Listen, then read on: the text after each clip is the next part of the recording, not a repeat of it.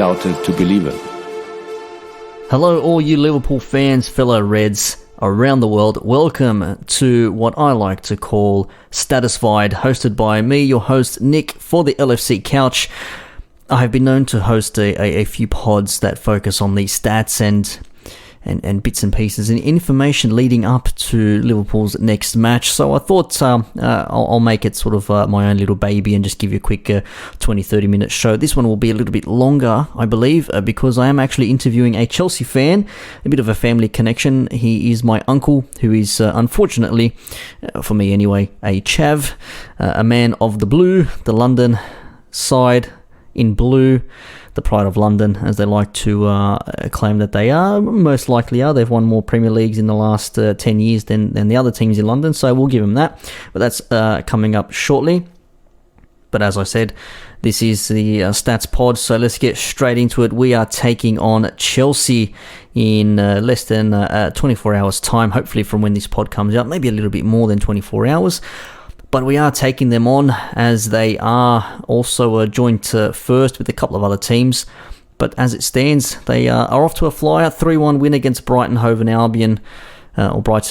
Hove Albion. I forget how you actually pronounce Brighton. Yeah, it doesn't matter. Doesn't really matter. No disrespect. It's just not relevant for this podcast. But 3-1 winners. And we were, fortunately, some may say, 4-3 winners against the champions of the championship, Leeds United. So fair play to Leeds. If you haven't heard the podcast Nish did with Paul Joyce, check that out, and also listen to the Adonis pod that they put out just the other day with one of the gentlemen from the Boot Room podcast, and check that out. Fantastic read, and had a bit of a fest over the Tiago news as well. So that's making the buzz at the moment. But back to the game. Chelsea, even though they won 3-1, there were some signs perhaps that maybe they weren't at their defensive best, because it was apparent that a lot of the chances that fell through to Brighton and Hove Albion were just not taken very well by the team. They only managed to pull one back. I think there was one that hit the post or something, so that was a little bit unfortunate for their part. But Chelsea do seem to have some issues defensively. I don't know if they actually settled on a defensive pairing so far. I think it's yet to be seen on who may actually start for Chelsea in that sense there. But you're probably going to be looking at the likes of Azpilicueta, Zuma, Christensen, and probably Reece James at right back, who scored a cracking goal against Brighton, it has to be said.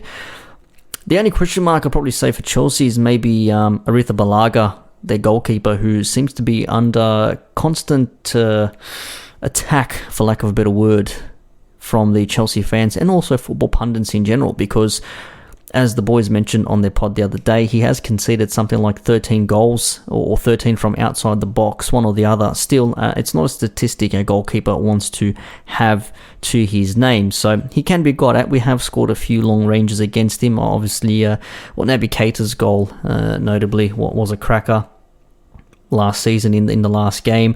Also, we had Trent Alexander-Arnold scoring twice, a free kick at Stamford Bridge. Hopefully there's a repeat of that come Sunday afternoon / Monday morning. And also we've all got Henderson, but that was against Courtois, so we can't really put Kepa in that same category. But nonetheless, there's a bit of a question mark there. In terms of the squad themselves, a decent rating for the team, averages of about 7.1. Liverpool had about 7 on an average. So both teams fared quite evenly. I think Liverpool had a lot more shots. I think they had about 3.5 shots per game at goal, whereas Chelsea looking more like 2. Chelsea much better in the air, has to be said, slightly towering over Liverpool in that sense there. More dribbles from the Liverpool team. I think that's evident when you see you've got the likes of Salah, Firmino and Mane basically running the front line for Liverpool there, pulling out all the flicks and tricks. But defensively, it seems that Chelsea had the better defensive game, 2.7 tackles per game as opposed to Liverpool's 2.2. So that's based on the possible lineups. In terms of lineup as well, for Liverpool first up at least, the only absentee that we can see at the moment is Alex Oxlade-Chamberlain, who is still out. I think he's still a month or so out from making a recovery from a slight minor knee problem that he's had from the pre-season, it has to be said. But in saying that, the good news is, if you've been sleeping under a rock, Dwayne Johnson, that Liverpool, if not already announced, are on the verge of signing former Bayern Munich midfielder Tiago, but won't be playing against Chelsea on Sunday, unfortunately. More likely going to see him come on against Arsenal the following week, perhaps maybe even play in the League Cup game against Lincoln City as a bit of a warm-up. But that's good news for Klopp.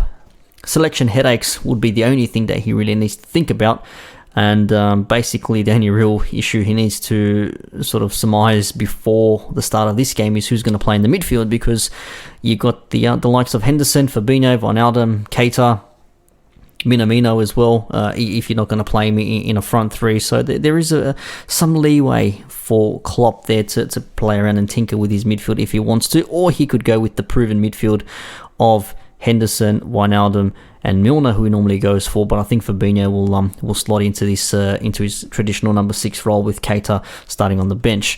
Now for Chelsea, they have made a lot of big signings. Everyone knows Timo Verna made his debut and notably said he had never played against such a tall, strong, I think he said strong defenders before. Well, welcome to the Premier League, son. You've only got, including Liverpool, 37 more games of this to endure this season in the Premier League alone, let alone cup games and FA Cups and things like that. So, welcome, my friend. Kai Havertz as well. So he's into the squad there. Mason Mount, obviously not a new signing, but a very pivotal player for Chelsea, if not, for the better part of last season.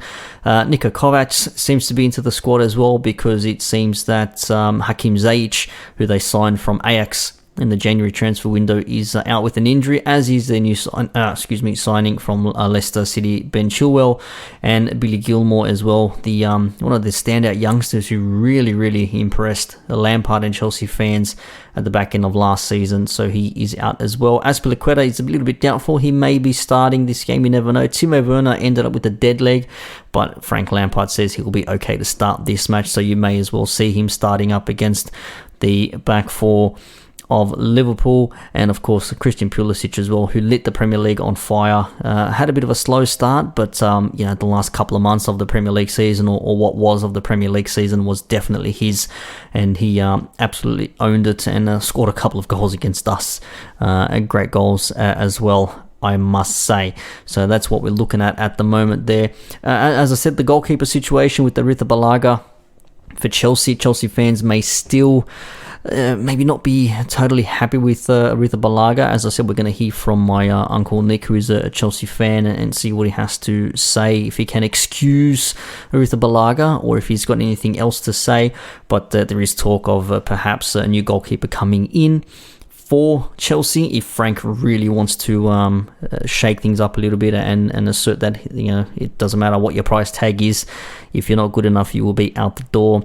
Interesting to note as well, Tiago Silva, one of the free transfers from PSG, of course a very, very decorated and very well experienced footballer in his own right, not just for PSG but also for I think for AC Milan before that, and for the Brazilian national team. So he is massive. A bit of a doubt at the moment. We're not too sure whether he is going to play or not, but we will see what happens there instead. Pulisic is coming back from an injury, so we'll see if he's going to rock up on the starting 11. And apart from that, you might probably see Tammy Abraham or Olivier Giroud come on off the bench if Timo Verna is struggling a little bit, or maybe if Frank wants to do a bit of a change up in his front line. So we will see what happens in that regard there. But in saying that, it does look like it's going to be a bit of a cracking game. So let's hear what Nick, my Uncle Nick, the Chelsea fan, has to say about Chelsea versus Liverpool. And now I'm joined on the couch by my Chelsea Uncle fan, Nick. Interesting name you got there, same name as mine. But how are you, Uncle Nick? I'm very well. And yourself? Not too bad. Not too bad at all. Look, we are family after all, but of course with family there's always rivalries that come into play. Not so much a family rivalry, but this one is a rivalry of football because, as I've said in the intro, you are a long-time Chelsea fan. I am probably one of the two Liverpool fans in the family. I know the younger cousin, Benji, he fancies himself a bit of a Liverpool fan. The older cousin Christopher's a Chelsea fan, so you've done well to indoctrinate him to the blue side there. But tell me, from a Chelsea fan's point of view, last season, Frank Lampard coming in, having a transfer embargo, not being able to buy players, having to rely on the youth a lot, and securing basically Champions League football pretty much, almost last couple of games of the season. It seemed that there was the great escape there. But what have you made of Frank Lampard so far, and whether his approval, or rather his appointment, I should say, at the start of last season has sort of given Chelsea fans like yourselves the tick of approval, and we'll move on to what he's done in the transfer market as well. Yeah, look, I think he did very well under the circumstances. He didn't have many options he had a lot of time, didn't have much time. He couldn't do any transfers. So he had to play the kids, and I think he did very well. Securing Champions League is a great achievement. Unfortunately, fell one short, the FA Cup. But overall, it was a very successful season for him, I believe. It wasn't too bad in that sense, because as he had to play some of the youngsters, and even with Mason Mount when he was at Derby on loan there, brought him back to Chelsea and continued on there. And a lot of the premise was on Frank. How's he going to get on with the big club? His first big club, obviously a Chelsea legend, and not just of Chelsea, of the England national team as well. Was there ever maybe some doubt in the back of your mind as a Chelsea fan that maybe this was a stretch too far for him, or do you think that he needed something like this to really show what he can do? Yes, I believe he was. I doubted I had doubts on him to achieve what he achieved, given his short career in this level of coaching. He did have a good season at Derby. However, in the Premier League, I would have thought it's a little bit too early for him. But he did do well. I did have doubts, but I think he's probably proven all his doubters wrong. But there's more than especially with the youngsters, and he didn't have any options to purchase any players that he would have liked. So, but that, yes, having said that, he did very well. Now it's a different game now in season 2. Season 2 for Frank Lampard seems to have started off to a flyer, a 3-1 win against perhaps an unlucky Brighton last week, playing away at the Amex. But 3 goals to the good, and we got to see for the first time the likes of obviously the new signings in.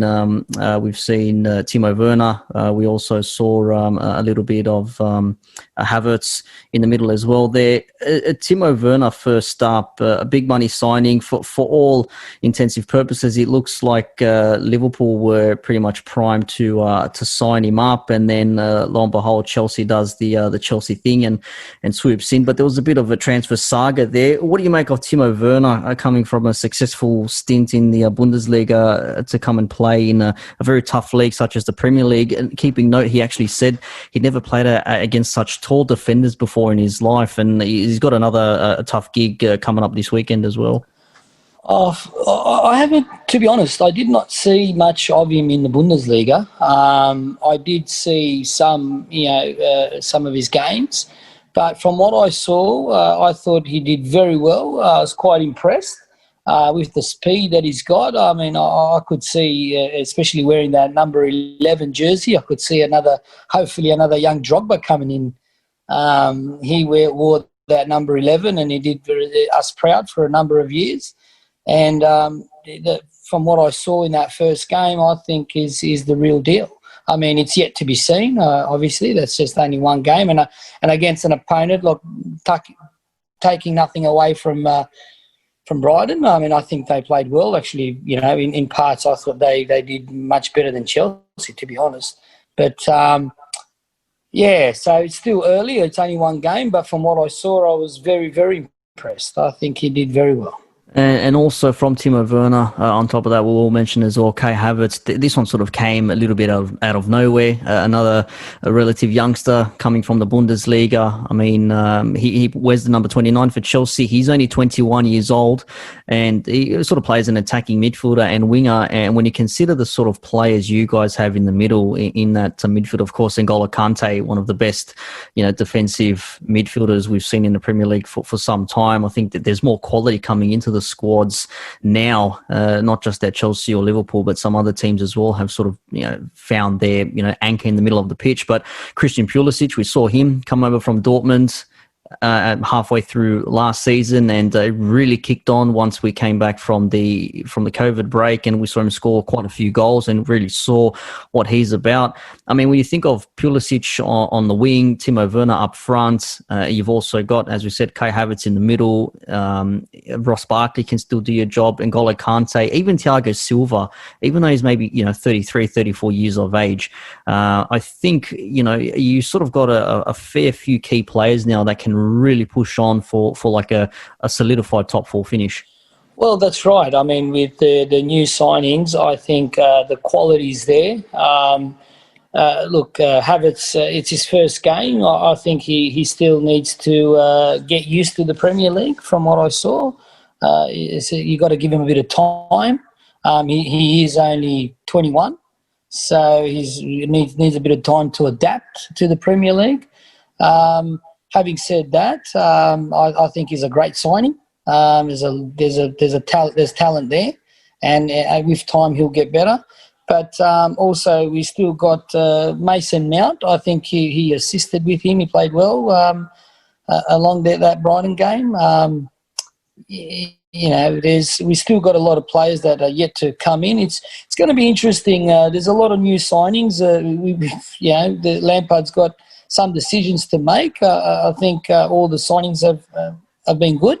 Tiago Silva's, that's just, to me, that's probably and we've got a lot of attackers, but he'd probably be one of the top signings. I think we just need that leadership, that experience. I mean, we all know since Terry left, there hasn't been that defence leadership, and I think he would be that person that can lead by example, if you know what I mean. You just need that. I mean, all the top clubs have got that leadership. I mean, Liverpool got Van Dijk, Manchester United had, all the leaders, Ferdinand Vidic, Chelsea had Terry. See, all these clubs, City had Company. We all know, Company left last year and City were quite different without him, and that's, but there is a lot of signings and the season's looking really promising. Now it's up to Frankie to try and make it all work together with all the signings and make it a good season. So speaking of making it a good season, off to a flyer, as we've already mentioned, now taking on the, happy to say for the first time at least in our context, the defending champions of the Premier League, Liverpool, away at Stamford Bridge, your home, of course. A question on the goalkeeper, though, Kepa Arrizabalaga. Everyone remembers, when I think of Kepa, I think of the the issue that he had in the FA Cup game with Sarri when he wouldn't come off, when he wanted him to be subbed, and everyone's thought, who's this kid thinking that he's going to upstage the manager? Frank has sort of stood with him. Apparently he's conceded something like 13 goals from outside the box, and we saw another goal conceded last week. Do you think that you guys need another goalkeeper? I mean, Peter Cech was immense for you guys, Courtois as well before he went over to Real Madrid. But is Kepa the goalkeeper for Frank Lampard and for Chelsea going forward now? Oh, look, I don't believe so. I think he's unfortunately he hasn't lived up to the hype. He hasn't, performed for the most expensive goalkeeper, put it that way. The goal conceded was, an error on his behalf. I don't believe. I think Lampard's looking for better options. Unfortunately, with what he's got on the bench, is probably not a replacement for long term with Caballero. But I do believe he needs another. Like if you're going to try and win the Premier League, like obviously if you compare City with Edison and Liverpool with Alisson, you need a world-class goalkeeper if you want to try and compete for the title. And unfortunately, he's not there yet. He might be, and maybe something in him. But I do believe we need another goalkeeper. Not sure whether he will, from what I read and hear, I don't think he's going to stick with him. There's talks of looking for another goalkeeper, but I think the goals are just conceding are just too easy goals to concede from a keeper in a Premier League like that. And the goalkeeper Chelsea are looking at is Rene's Edouard Mendy, but it does look like Kepa will continue to stay in goals. Now, just a bit of a preview to the actual match itself. One of your signings during the Premier League season last season, Hakim Ziyech, is apparently out with an injury, so he won't be playing.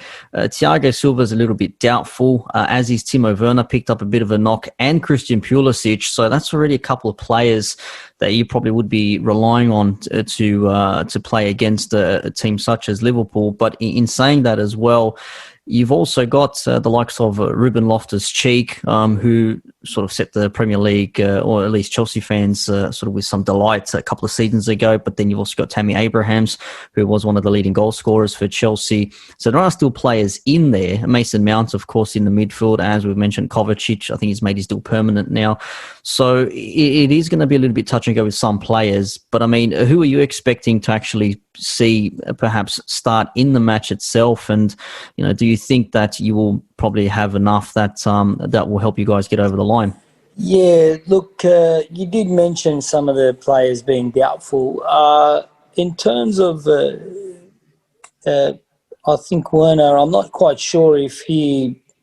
Lampard said he'll be fine. It's just a bit of a knock, so I'm not sure if is it been confirmed he's been out? He's out for the game, or? No, it's just doubtful. But as you said, sometimes managers just will always try and play to the media and just put doubt in the opposition as well. Yeah, look, I mean, I still believe there's quite quality across the park. You've got Kante, Abraham did well last year. I'm sure he's got a point to prove. Giroud came out good too towards the end of the season.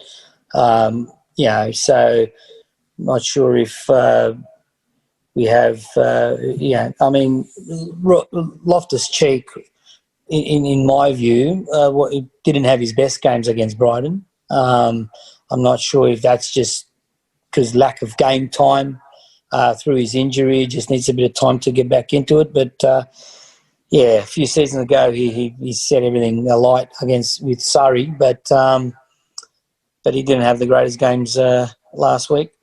In terms of, there's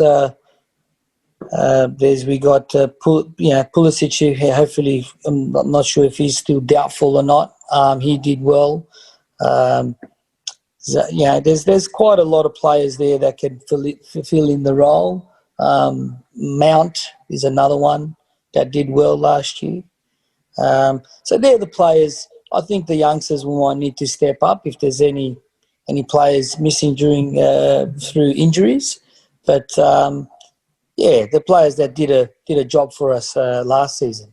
And just on the match itself, no crowds still due to the COVID restrictions out there. Some will say that some stadiums suffer a lot because they don't have the backing of the 12th man, the fans behind them. And Anfield is definitely one of those places. A lot of not just Liverpool fans, but general football pundits would probably say that perhaps the absence of the Kop and the other 50,000 at Anfield is a bit of a letdown to give the team a bit of a gust in the wind, in the sails, to get them over the line. And they got over the line against a very plucky Leeds team. I was very impressed with Leeds, but then again, weekend, there was nothing really to celebrate in terms of some of our defending. It felt like we were still playing post-COVID. But for the Bridge, I mean, you've been there yourself. I've been to Stamford Bridge to watch a Chelsea match, and the fans really do get behind their team. Do you think Chelsea are a team that may struggle without the fans, or you think that not having fans in the back of their ears, playing with a bit of pressure, is going to be a bit more easier for them? Yeah, absolutely. Chelsea's been playing for many, many years with the fans, being the 12th player there, backing them, cheering them on.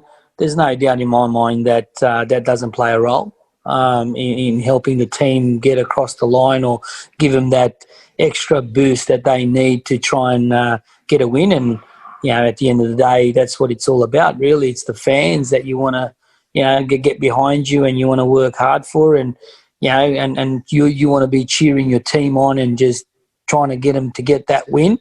I do believe the fan plays a role in there.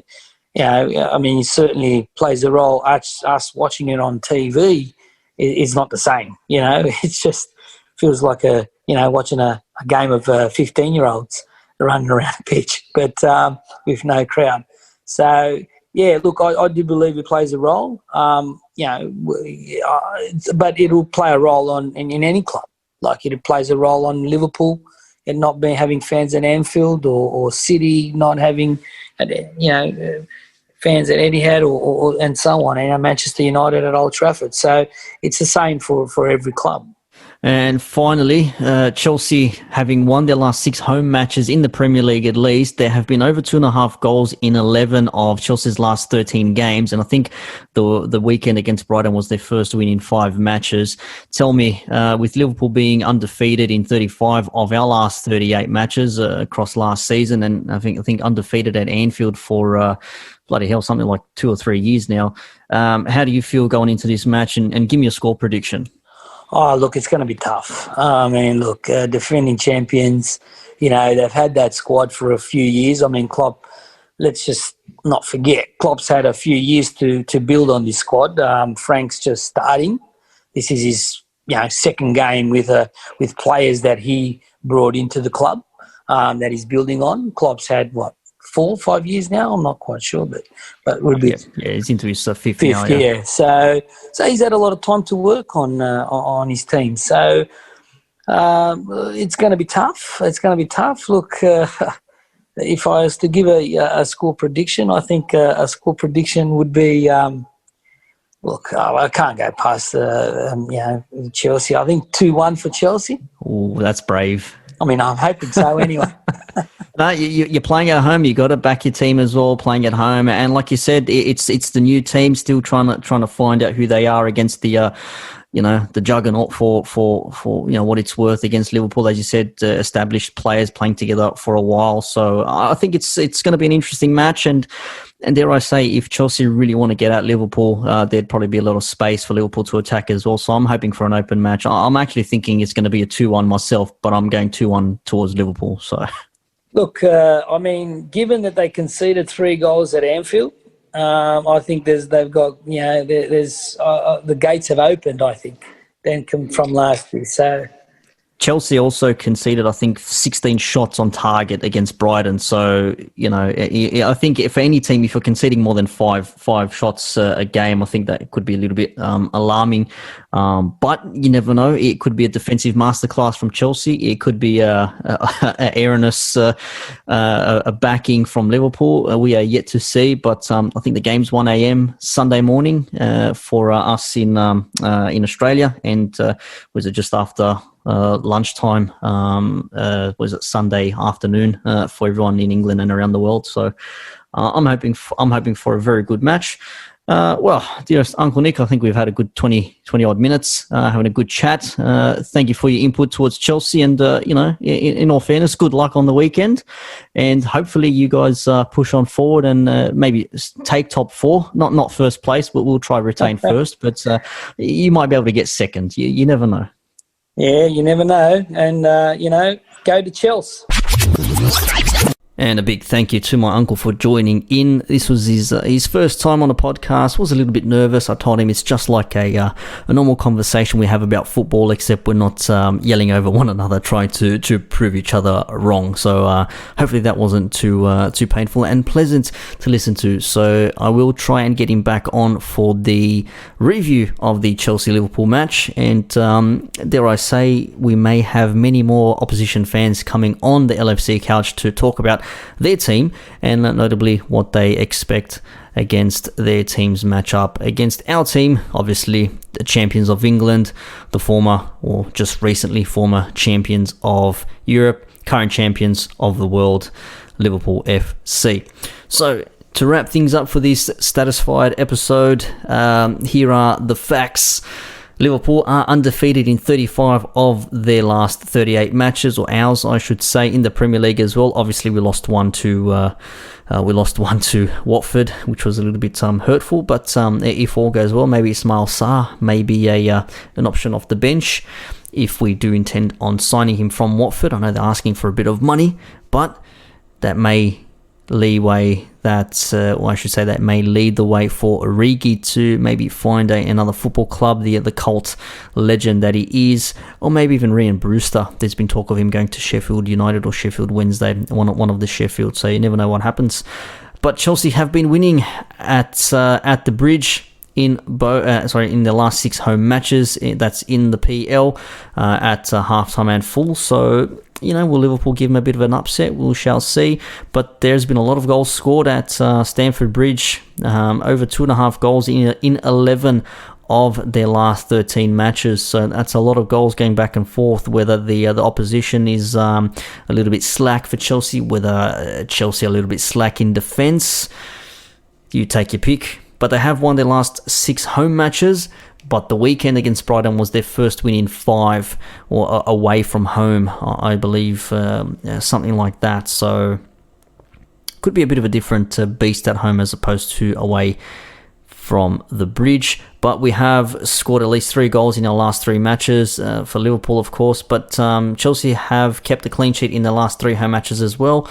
So we shall see what happens. And Liverpool do love to score a goal. Chelsea do love to score a goal themselves and counter-attack. But I think it's got to be down to Frank Lampard and Chelsea now to really show us what they've got, because they've spent big, and we know there's been the talk of Klopp coming out and saying that we can't be spending money like Chelsea, and then Frank's come back and says, well, Liverpool spend big money because they just did it over certain windows. We've just done it all in one go. But if you look at it, actually, I think Liverpool's net spend is something ridiculous, like 16 to 20 million pounds or something like that, as opposed to Chelsea, who've gone outright and spent, I think, 200 plus million in this current window. I mean, I'm not really much for the hype on net spend and things like that. I mean, you're still spending money. Whether you recuperate your money, that's how you determine how well you have a football club run. I think Michael Edwards and the team there are doing a fantastic job. So big props to Michael Edwards, Klopp, and the rest of the transfers team, or the whole management team at Liverpool FC for that matter. But we will see what happens, because Brighton did get at Chelsea, and probably unfortunate not to score a couple more goals themselves.